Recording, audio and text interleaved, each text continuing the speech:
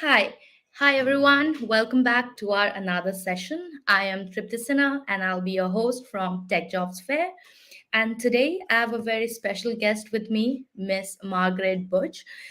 And hi Margaret, how are you? Hi, Tripti. I'm Welcome. great. Thank you so much for having me. You're most welcome, and we're very excited to have you today to share your experience and knowledge about the industry. So, guys, I'll just give you a brief about Margaret's bio. Margaret is a acquisition manager and an interview coach and a trainer specializing in helping job seekers secure their dream roles, promotions, and higher compensation. Since 2006, she has been successfully coached thousands of individuals worldwide to achieve their career goals. Her insights and advice has been featured in prominent publications such as Fox Business, Business Insider, Forbes, and many more. So let's welcome her. How are you doing today? Yeah, I'm really great. Really excited to be here. Thank you for joining us. And before we begin with today's session, let me just tell you what the topic of the session is going to be. It is navigating resumes, LinkedIn, and interviews in the competitive tech market. And before we start with our conversation and tell the viewers about the all the topic, you can just give us a little journey of yours in the industry. Okay, so actually, I've worked in recruitment since 2005, but prior to working in recruitment, I actually worked in sales and marketing for a book publishing company for a couple of years. I didn't really want to stay in sales. I enjoyed other aspects of the role, and I started thinking, like, what area could my skills fit into? So I've done a lot of what I now know is called informational interviews, and that's how I decided to go into recruitment. So once I actually made a decision to go into recruitment, I had a couple of offers within a month.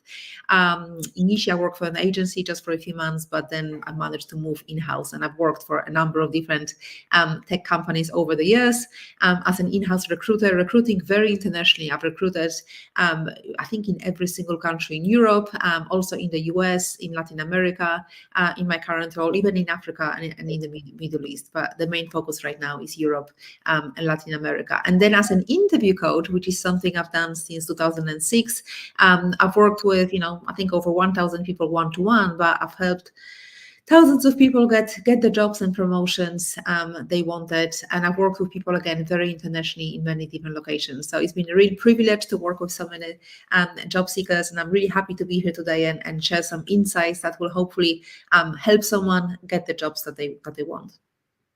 That's a beautiful journey. I mean, like, I think that's just a brief of what you've done so far, right? And there's a lot more to share. So, I would want to ask you one thing. In your career, you must have reviewed like thousands of resumes, right? So, what are the Yes. common mistakes that you often come across, and what advice do you give to job seekers, who come Mhm. up with resumes and how to create like a standout resume for the job role? Absolutely. So it's a big topic, but I try to be concise. So some of the most common mistakes I encounter are, well, number one, lack of specific achievements. So one of the most common pitfalls in resumes, in CVs, is presenting a list of duties, a list of responsibilities without highlighting specific, tangible, quantifiable achievements. So when you just have your daily tasks, it can make your qualifications seem ordinary. It just really fails to capture the recruiters or employers' attention. So to stand out, you really need to show the measurable impact that you've had in your previous positions. So while we're on this topic, let me just give you some examples of how to do that. So firstly, use some quantifiable metrics. Whenever possible, provide quantifiable data to illustrate your accomplishments. Numbers make your achievements more tangible and impressive. So for example, increased website traffic by 50% in 6 months, or led a team that reduced production cost by 15% through process optimization.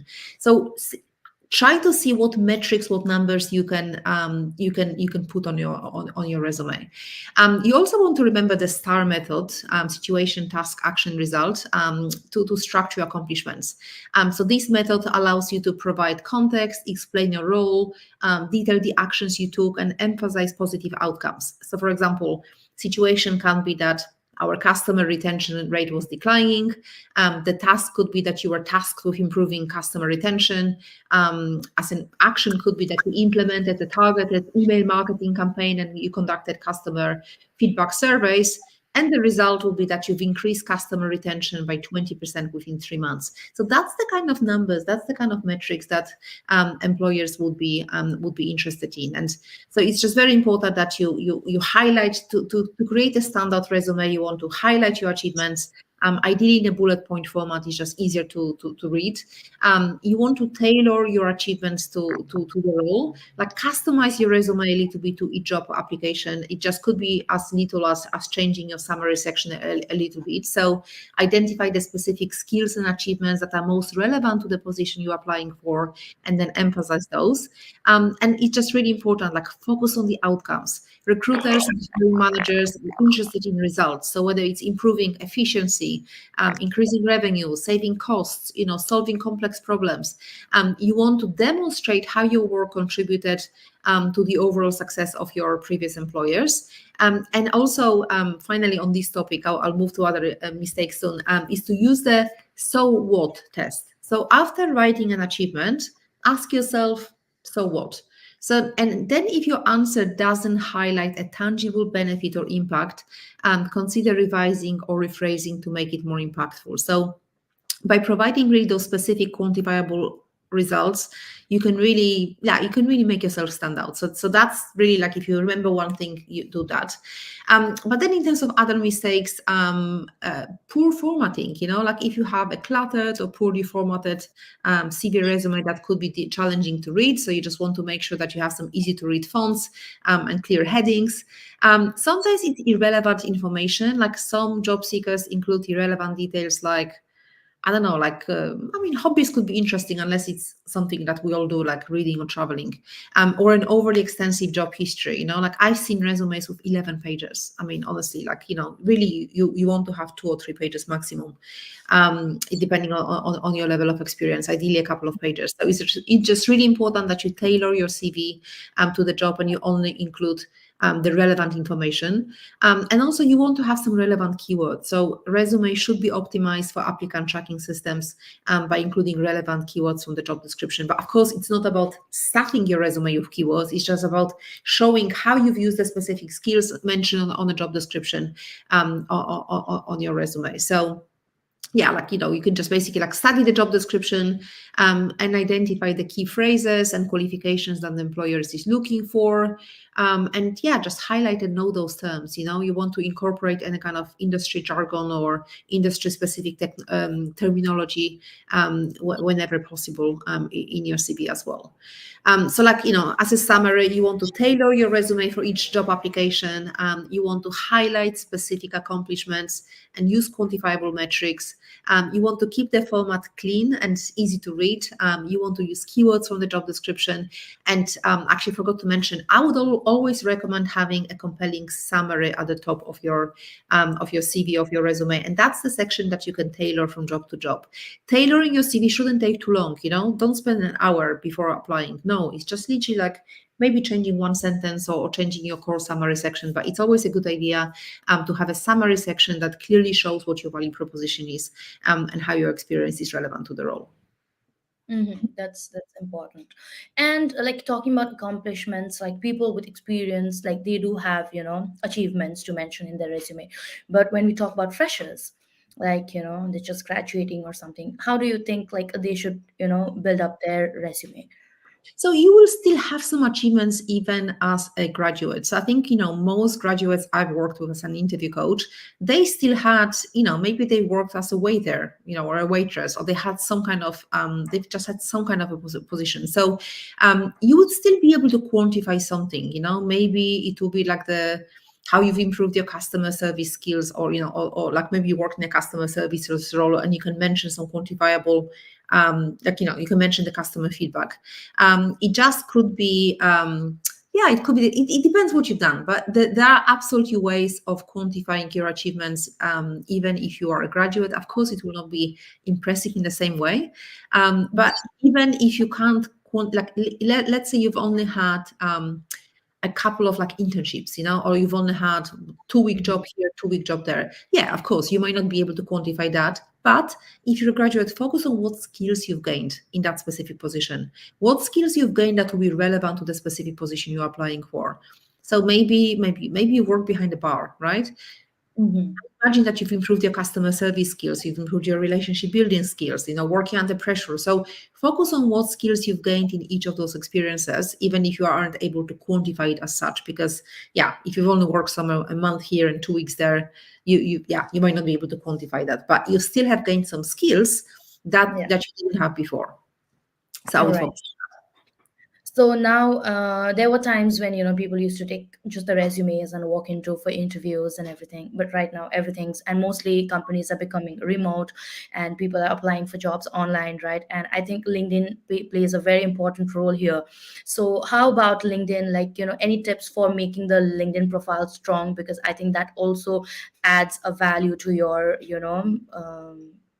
resume. I guess when you apply to some companies, you have to attach your LinkedIn profile link and they go review your LinkedIn profile. So how about Absolutely. creating a strong LinkedIn profile? Yeah, absolutely. So again, LinkedIn is a really big topic. But in terms of LinkedIn, you definitely want to have a strong presence on platforms like you definitely want to have a strong presence on LinkedIn, and unless your LinkedIn profile is very detailed, I would actually advise against, because you have these job applications where you can apply with your LinkedIn profile. And Yeah, yeah. it's fine to do if your profile is really optimized and fully complete. Great, you can do that. But whenever I get the applications, people who apply via LinkedIn, they hardly have anything there. They have the list of job titles. They have maybe like 2 or 3 responsibilities. There's literally nothing to make them stand out. So in terms of creating a standout LinkedIn profile, there's obviously a lot of elements to LinkedIn optimization, and people with optimized profiles apparently are more likely to get like 40% more likely to be contacted by recruiters. So you want to look at your headline. First you want to make sure that all the information is complete, that you have at least 2 previous positions listed, that you have the relevant keywords from the job descriptions, that you've completed your skills section, that you can enter up to 50 skills. Then look at the headlines, at your headline section. So ideally, you want to have something more there than just your job titles. So, for example, instead of just saying that you are a sales manager, you can say, sales manager / financial industry, experience or fintech experience, and then maybe mention some kind of tangible, quantifiable results. So there's actually a lot of different headline formulas that you can use on your LinkedIn profile, and maybe probably don't have the time to go through all of that right now, but I do have a recording of a webinar I did. It's actually on my LinkedIn. It's somewhere on my LinkedIn. I can, feel free to, I can actually link it below this live later, but there are many different LinkedIn formulas that you can use. So ideally you want to sell yourself. Ideally you want to mention some keywords that are relevant to the jobs that you're applying for, or a specific achievement. Like you do want to mention your unique selling point versus just mentioning that you're a finance manager or a sales manager. Then also a summary section on LinkedIn is very important. So a lot of people don't have a summary section, or they just have like a couple of lines, but ideally you want to have something that will sell you as well. So again, there are many different formats that you can use. There's actually a great article on LinkedIn. If you type into Google, the best LinkedIn summary examples from LinkedIn. There's actually an article on LinkedIn blog that has some really good examples of summaries, and it explains why they are good. So they could be brief, they could be long. You might want to mention your career history. You might just want to mention what you're passionate about right now. You might want to show a bit of your personality. But in general, you also want to mention some achievements and sell yourself in that answer as well. And then as for the work experience section, I mean, when I'm looking for candidates on LinkedIn, I'll be looking at your work experience section. If you don't have the right keywords, I will not be able to find you. So again, it's really important you have the right keywords from the job description. It's really important you have some quantifiable achievements. Many LinkedIn profiles I look at, they just have like 2 or 3 responsibilities. I can't tell how good you are unless there are some specific tangible achievements mentioned there. So again, I would advise that you add some specific tangible achievements, that you have the right titles, that you have the relevant keywords in your profile. You want to have a professional picture as well. and you just want to make sure that your profile is fully optimized. But yeah, LinkedIn is very, very important. I mean, firstly, I think all the recruiters I know use LinkedIn to find candidates. And if you're not on LinkedIn, I will not be able to find you. If you're not active on LinkedIn, again, it depends on what the position is. But if you're active, you're also much more likely. I'm also much more likely to be able to find you. And also, if you for example, if you engage with my talent brand, so let's say I recruit for Mixmax right now, a SaaS company. Let's say you're interested in Mixmax. If you let's say follow Mixmax on LinkedIn, and if you have engaged with any Mixmax post, when I go to LinkedIn Recruiter, which is the platform that allows us to see everyone on the platform, which is I think over 1 billion people right now, I can actually see in the first instance people who are engaged with your talent brand. So that's also another way. If there are specific companies that you are interested in, make sure that you follow them on LinkedIn. Make sure that you follow that you engage with the content of potential hiring managers or recruiters, because you will come up kind of higher in the search results as well of internal recruiters looking for someone just like you. Yeah, I think staying active is one. Yeah. And Yeah, and actually you're really right. Staying active on LinkedIn is as well. I mean, because on one hand, yes, you obviously, in terms of personal branding on LinkedIn, of course you want to be clear on what your unique value proposition is, what sets you apart from others in your niche. It could be a specific skill, it could be a passion for a niche area, it could be a unique approach to problem solving. So that's obviously what you want to communicate on LinkedIn as well. Potentially content creation. I know that not everyone likes that, but you do want to be active on LinkedIn. And if you haven't created any content yet, what about sharing someone else's content with your insights, with your commentary, right? So you can share something that's relevant. My commitment this year is to actually post on LinkedIn 5 times a day. Sorry, a week, not a day. 5 times a week. So Monday to Friday, I do have a post aimed at job seekers or employees every single day. But even if you don't do that, I also share some really interesting articles written by other people. So I will share them on LinkedIn. So you can just start with that, just so you contribute valuable content related to your expertise. But you also want to engage with the community. So you want to participate in discussions, in forums, in social media groups related to your industry. Offer advice, share your opinions, connect with other professionals. You can obviously use LinkedIn to build and nurture relationships with industry peers and mentors and potential employers. And consistency is important as well. You obviously, if you just post on LinkedIn once a month, it's probably not going to help. So you want to maintain some kind of consistency in your online interactions. There's obviously a lot of stuff that you can do to be visible on LinkedIn, and posting will definitely be part of that. Because I have seen people, who just come up to LinkedIn and just update their profile a little bit whenever they're looking for job, and then they're vigorously active on LinkedIn, and once they get the job, they again, vanish from the profile and exactly the platform. that. I think that's actually very, very common, that people just kind of use LinkedIn, but that's also with building relationships, if you don't maintain another relationships, and then suddenly you lost your job and you're like, well, what do I do now? I haven't kept Take to LinkedIn. connection. So I know it's hard to keep in contact with everyone, but even commenting on something, I will always comment on something. Do I keep in contact with everyone? 30,000 people? Obviously not, right? But I will comment on, if one of my connections got a new role, I will just comment, or message them or congratulate them, or so even just those, just spend 10 minutes, 15 minutes per day engaging on LinkedIn. Just make it part of your day-to-day work, commenting on a few posts, perhaps posting something. And it takes time, it definitely takes time to develop. Don't be discouraged if you post and there's no engagement whatsoever. It takes time. My commitment right now is to do these posts 5 times a week. But I remember whenever I was more active I'm always pretty active on LinkedIn because of what I do. But whenever I'm more active, as in I'm posting more, I'm definitely getting more engagement and more views. So, and then when I stop doing that, I've noticed that drops, right? So it's just with everything, consistency is very, very important. But I think LinkedIn is just so important, because that's how you can find like let's say you're looking for a role right now, it is obviously a very competitive market right now.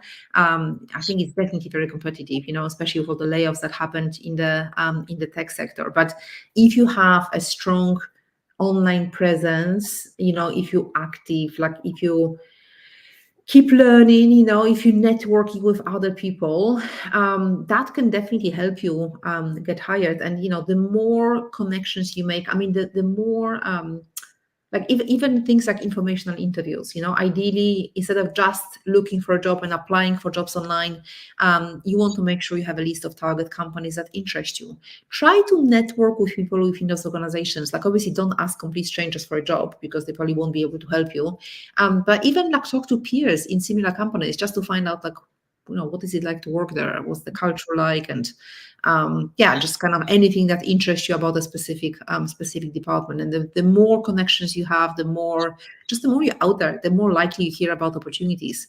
I actually remember getting one of my jobs. So many years ago, I worked literally at the start of my career. I worked on a contract that ended, and I was looking for a new job. And I actually messaged like a lot of people from because I left a permanent role to go into this contract. The contract was meant to turn into a permanent role, and then it just didn't happen for a number of different reasons, nothing to do with me.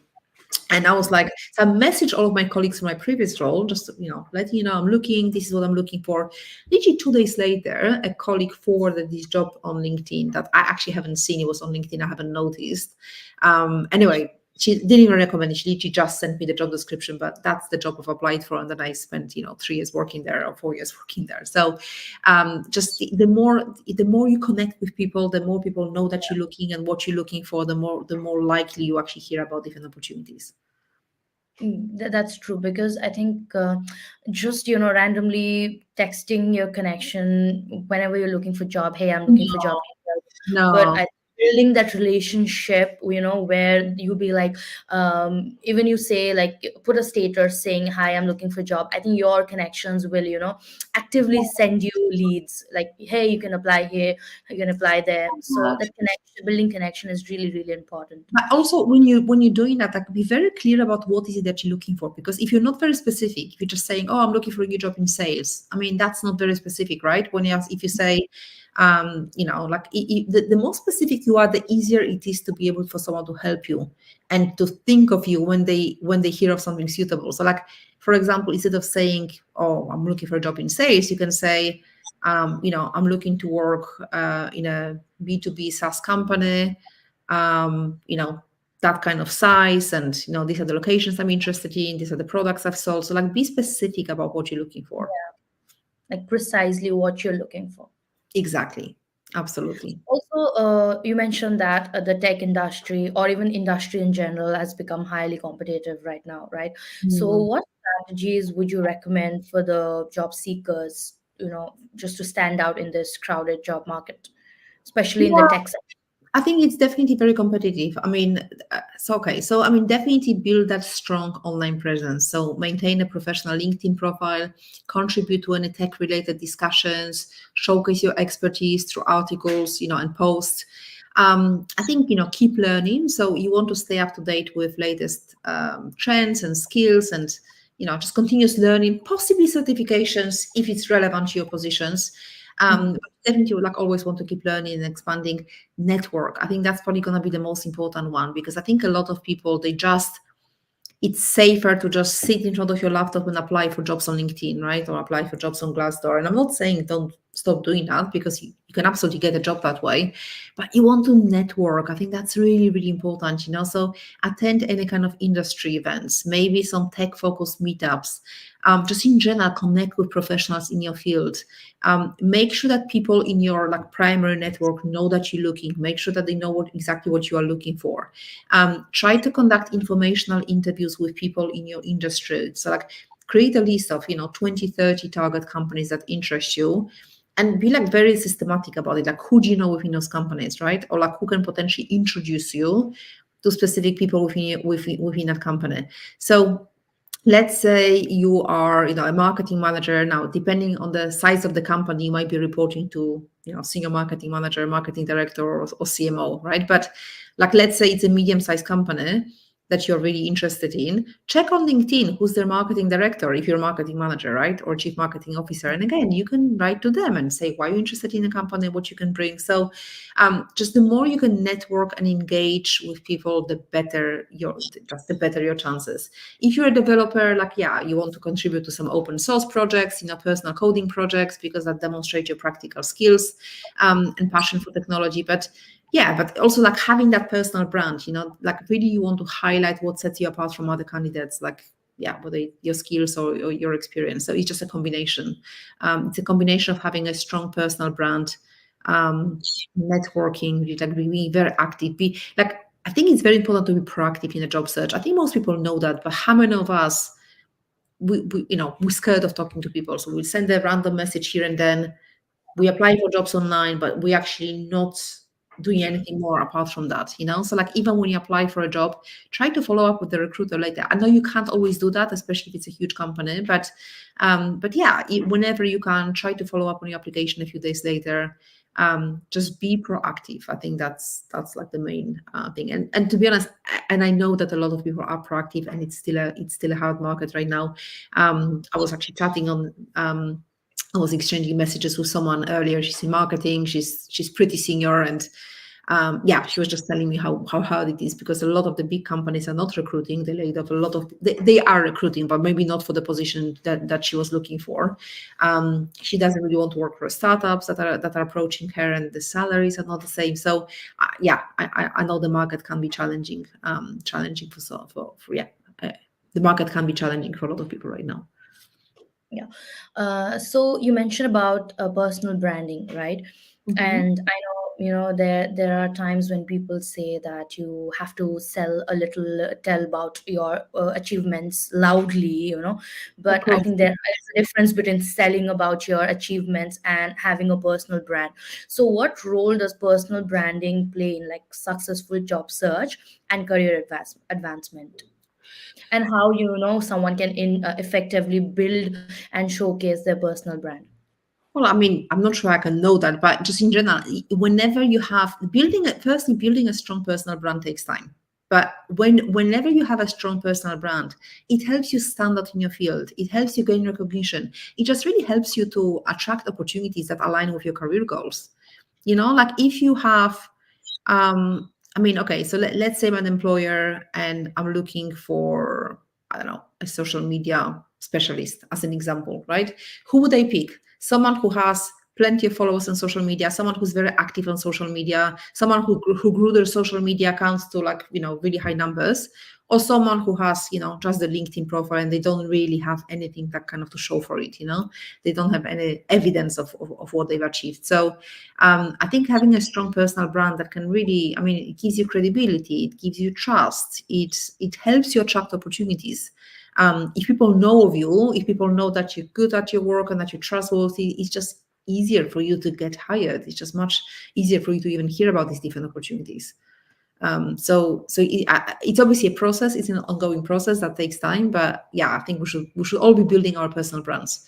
It's not just like, I think when a lot of us think of personal brand, we think of social media influencers, then dancing and posing or talking about fitness and fashion. And, they obviously have a lot of followers, people trust them. But what if you could have the same kind of influence in your career, and that's why I think we should all be building our personal brands in the current market. So what's the initiative, like, that initiate step, that first step towards building your personal brand?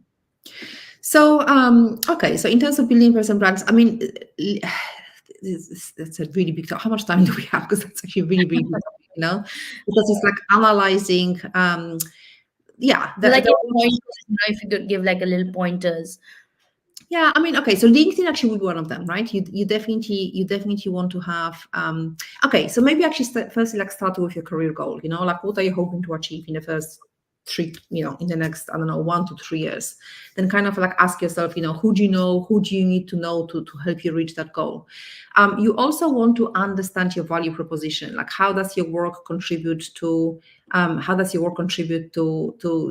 business outcomes. Like everyone can have a personal brand. You don't need thousands of followers or to be regular in the media to have one.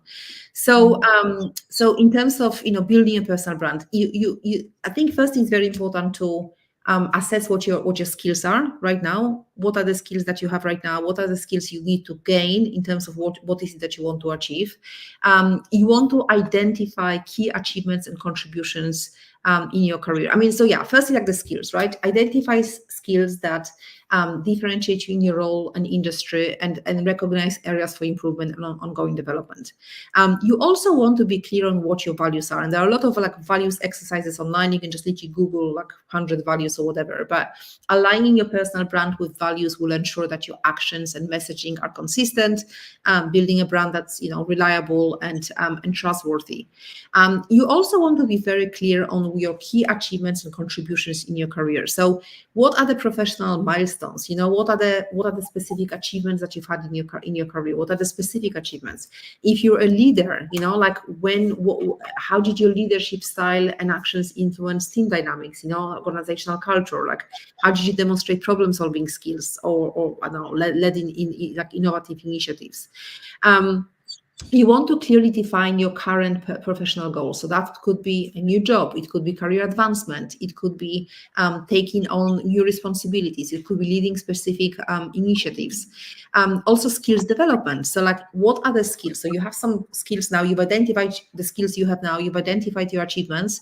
What are the skills and competencies that you need to achieve your current goals? So you want to assess whether there are any gaps in your skill set that require development. And also, like, brand consistency is important. Like, you want to make sure that your there is consistency, like in your personal brand messaging, like in terms of how you present yourself, on your how you present yourself on social media. So you want to be clear on your uniqueness, you want to be clear on your values, and you want to be clear on your contributions. But then, I mean, do you want me to talk like how to strengthen your personal brand, or I'm not sure if you still have the time? In general, just like the initial step towards building a personal brand, because some people Okay. may not know about it. Absolutely. So yeah, so that's what I mentioned. Like, you want to assess your skills, you want to assess your values, you want to identify key achievements and contributions in your career, and then you want to align your personal brand with current professional goals. So yeah, you want to like be very clear on what the goal is. You want to be very clear on what skills you need to develop, and then you obviously need to create a plan of how you're going to. So setting the goal Exactly, is like, there's plenty of different things that you can do to strengthen your brand. It's like, it's finding, just like very briefly, like it's finding initiatives and organizational goals that are aligned with your brand. Like, even if you're not working in a specific area, you might want to like raise your hand to participate in a specific project. It could be things like getting exposure. So like, maybe you can't speak at the industry or company conference or a podcast, but you can even volunteer to share a project update at an upcoming company meeting, or like to reinforce the expertise, the area of expertise that you want to be known for. Connecting with colleagues that share similar interests, so many companies have these employee resource groups or discussion groups. So try to find people who are passionate about this, like same topic. You want to network internally beyond your immediate team as well. I think a lot of us just maybe like, talk just to our teams, but you want to maybe reconnect with at least like one colleague outside of your immediate function to learn about the current priorities and how you could potentially help them based on your specific area of expertise. You want to create and share content, which is what I was saying earlier. Like, ideally, you want to block an hour or two, maybe at the end of each week, to dedicate to content creation. You might also want to like reach out to some relevant industry journalists, just make yourself available for comment related to your area of expertise. So there's just loads of different things that you can do to build your brand and reinforce your personal brand. That was really, really helpful. And I just have one last question for you. So as an interview coach, you must have helped a lot of job seekers, in getting interviews and being successful in the interviews. So what are the key tips or techniques that you offer to help candidates excel during their job interviews? Sure, absolutely. So just like a few quick tips. So firstly, of course, research the company. And I don't just mean look at the company website. The interview is not a test to see if you can read the company's website. It's obvious you look at the website. So you really want to like understand the role and its requirements. You want to understand the company's culture. So I would always look at the LinkedIn profiles. I would look at all of their social media profiles, have a look at any third-party commentary written about the company, just to really understand the culture, the values, and the kind of recent news and developments. If you can speak to someone working for the company, even better. You definitely want to prepare your answers, right? Especially the examples. So like no matter what job you go for, you will be asked some standard questions like tell me about yourself, or the competency-based questions like examples of your achievements, or influencing or problem-solving examples. So you want to prepare your answers. You want to prepare your examples, using the STAR format: situation, task, action, result. That's a structured approach that will help you provide detailed and compelling responses. You want to tell your story in a compelling way. So most interviews will start with a variation of tell me about yourself, right? So you really want to craft a narrative that highlights your career journey, but you want to emphasize your key accomplishments and skills and experiences that make you a strong fit for the position. So don't just repeat what I've seen on your CV already. Like storytelling is a really powerful way to engage interviewers. You want to prepare some good questions to ask at the end. You can ask about their expectations for the next few months, about the company's culture, about team dynamics, about the challenges or opportunities in the role, because questions demonstrate your genuine interest and engagement. Also, nonverbal communication is very important, so pay attention to your body language. Make sure that you maintain eye contact. You know, if it's a face-to-face interview, firm handshake, sit and stand with good posture. So all of that is very important as well. If it's a Zoom interview, try to look at the camera as much as possible. So like right now I'm looking at you, which I've been doing because I want to see your reaction. But in an interview, you want to look at the camera as much as you can, and ideally you want to have it at kind of like an eye level, right? Not there. We all look like you have a double chin if your laptop is just on your desk or whatever. So ideally you want to have a laptop or some kind of laptop stand as well if it's a Zoom interview. And yeah, obviously, like you want to understand your strengths and weaknesses.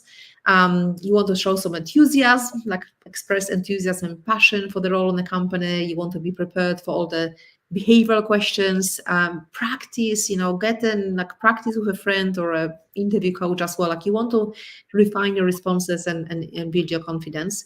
And also manage nervousness. So it's normal to feel nervous before the interview. It's absolutely fine. But at the same time, the interviewer wants you to do well. And it's very important to remember that. So to manage any kind of nerves, practice some deep breathing, visualize a successful interview, and just focus on the value that you can bring to the role. Be authentic. Like you obviously need to prepare, of course, but at the same time, you want to be yourself in an interview. That could be authenticity, could be a very strong differentiator. It can help you to connect with the interviewer on a personal level. And finally, a follow-up, so I would always recommend sending a personalized thank you email to the interviewer or a panel after the interview, just expressing your gratitude for the opportunity and reiterating your interest in the position. So yeah, by applying these tips and techniques, you can just approach your interview with confidence and maximize your chance of making a lasting impression on interviewers. Thank you. Thank you so much. I think our job seekers, after your tips and all your insights, they might be all set for the new role. We just have a little question here from the audience. So they want to know, like, the Harvard resume template be okay for ATS? How would say it again? How would what? Harvard resume, I think the university they're referring to, some template. So like each colleges or university have their own Yeah, template, okay.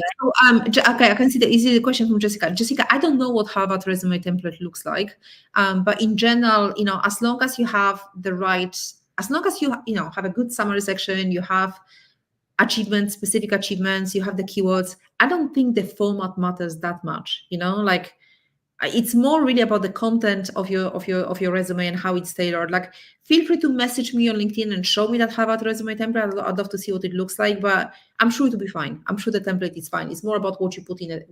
It's actually more about what you put in a template. So Thank you, Margaret. Your insights have been really, really valuable, and thank you for your active participation in the session. But we do have some time limitations, and we're trying to bring this session to the end for today. But for sure, we'll come back with another session in the future. So that's all for today, Margaret. Would you like to add anything from your end before Well, we end the session? thank you so much for having me. I think there were some good questions today. And for anyone, like if your question didn't get answered or you watching the replay later, feel free to either message me on LinkedIn or just maybe just comment under the replay, right? I can respond. I can, yeah. Yes. Feel free to comment under the replay and I will respond later. Thank you so much. Also, a quick Thank you very update much. for all the job seekers. We are having our job fairs coming up, right? Physical or virtual. So you can always go to techjobsfair.com and check out our job fairs that's coming up. So thank you so much and get your free tickets now, job seekers. Thank you for joining us today. Take care and until next time. Bye bye.